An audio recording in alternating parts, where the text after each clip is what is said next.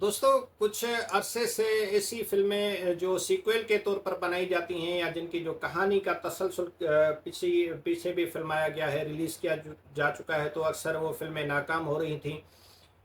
लेकिन ये बात भी नज़रअंदाज नहीं की जा सकती कि जिस फिल्म की कहानी का मयार अच्छा हो और उसका सारी चीज़ें जो हैं अच्छी तरह से की गई हों, तो वो फिल्में बहुत ज़्यादा कामयाब होती हैं। और ऐसा ही एक फ्रेंचाइज है जो 29-30 बरस से जो है मिशन इम्पॉसिबल के नाम से हमें एक फिल्मी सीरीज़ देखने को मिली है। और मैं समझता हूँ कि ये बहुत ही ज़बरदस्त सीरीज़ है और उसकी हर फिल्म जो है वो एक से बढ़कर एक है। तो जो अभी उसकी लास्ट जो है फ्रेंचाइज की जो last film mission impossible the final ranking के नाम से रिलीज़ की गई कुछ अर्सा पहले। तो ये शायद अब जैसे पीछे हम देखते थे जेम्स बॉन्ड सीरीज़, वो भी एक बड़ी ही दिलचस्प सीरीज़ थी, शायकीन ने उसको पसंद किया, लेकिन वो ख़त्म हुई। और अभी ये मिशन इम्पॉसिबल भी ख़त्म करने का ऐलान किया गया है। तो इस जो फ़िल्म की जो सीरीज़ की तमाम कहानियों का जो मरकज़ी ख़याल एक थाट है, वो अमरीकी लिखारी ब्रूस गेलर्ट की कहानियों से माखूज़ है। और ये 1960 की दहाई में अमरीकी टेलीविज़न के लिए की गई कहानी थी, जो 1980 की दहाई तक जारी रही।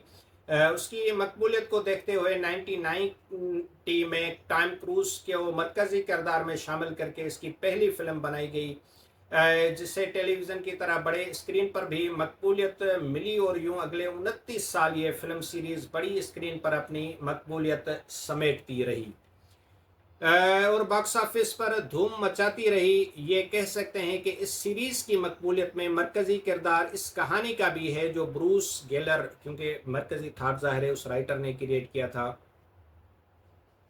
तो इस फिल्म सीरीज के लिए लिखे गए 8 स्क्रिप्ट्स में से 10 मुख्तलिफ स्क्रिप्ट्स नवीस शामिल रहे। और आखिरी फिल्म जिसके 2 हिस्से हैं, उनके स्क्रिप्ट नवीस मारूफ अमरीकी स्क्रिप्ट राइटर एरिक जेंडरसन और उनके फिल्मों के हिदायतकार क्रिस्टोफर मैकोरी हैं। 2 हिस्सों पर मुश्तमिल फिल्म की कहानी के पहले हिस्से mission impossible dead ranking part 1 की कहानी को कश्मीर में लाकर ख़त्म किया गया था और कहानी में पाकिस्तान भारत की गूंज सुनाई दी, लेकिन ये कहानी बहुत मुबहम थी। इस फिल्म के दूसरे हिस्से में दुनिया की 9 एटमी ताकतों की कहानी को महवर बनाया गया है, जिनमें पाकिस्तान के अलावा अमेरिका, रूस, फ्रांस, चीन, बरतानिया, भारत, इसराइल और शुमाली कोरिया शामिल हैं। टॉम क्रूज का मरकजी किरदार बतौर एथन हंट हमेशा की तरह मुतासरकुन है।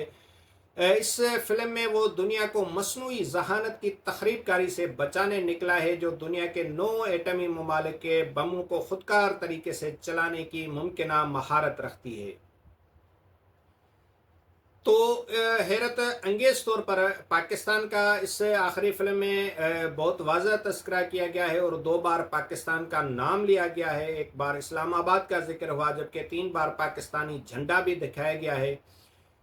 तो ये सवाल या निशान है कि कहानी में भारत का जिक्र मामूली हैसियत में क्यों किया गया। क्या ये अमेरिका की नई सियासी पॉलिसीज़ का तसलसल है, जिसे वो हमेशा हॉलीवुड के ज़रिए ज़ाहिर करता है। तो इसी तरह चीन का जिक्र भी शुमाली कोरिया के साथ जोड़कर दिखाया गया है, जो मनाखीस है।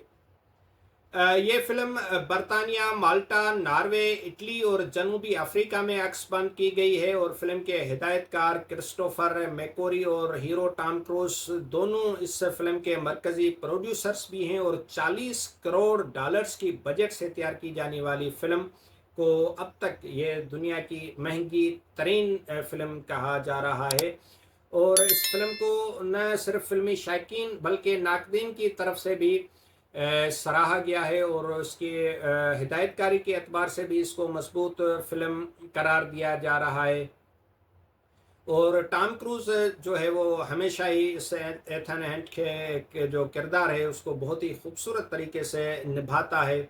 और उसके अलावा इस फिल्म में जो है दूसरे किरदार हैं, उनमें हेली एटवेल्स जो है, हेनरी जर्नी हैं, एंजेला बॉसेट हैं, नेका फरमैन हैं।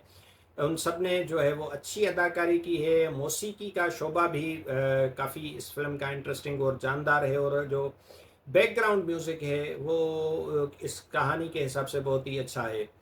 تو ویژول افیکٹس کیونکہ یہ بہت ہی ایکشن اور سائی فائی مووی ہے، تو اس کے ویژول افیکٹس اس میں اتنا ہی اچھا کردار ادا کرتے ہیں. تو اس حساب سے اوور آل جو ہے پوری دنیا میں جو فلمی شائقین ہیں اس فلم کو بہت پسند کر رہے ہیں اور ہر حوالے سے اس کو اپریشیٹ کیا جا رہا ہے. تو میں سمجھتا ہوں کہ یہ ایک کامیاب سیریز کی ایک کامیاب اختتام ہے.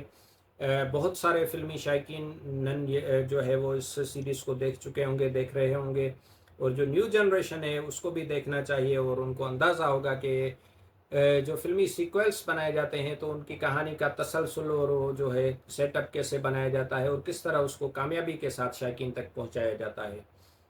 ویڈیو دیکھنے کے لیے بہت شکریہ. امید ہے کہ آپ کو یہ ویڈیو پسند آئی ہوگی اور اس حوالے سے اپنی رائے سے ضرور آگاہ کیجیے گا. Thank you very much.